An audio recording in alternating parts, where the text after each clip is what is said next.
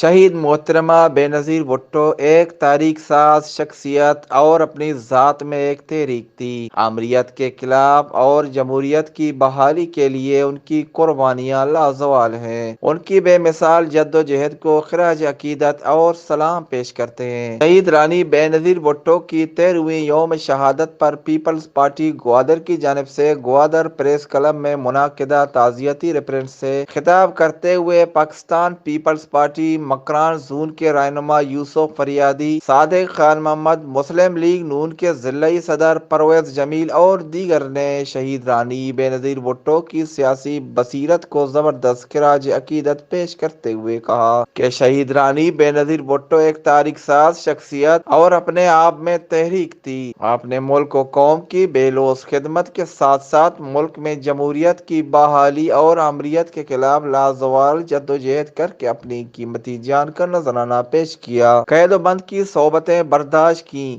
لیکن اپنی اصولوں پر کبھی سودے بازی نہیں کی۔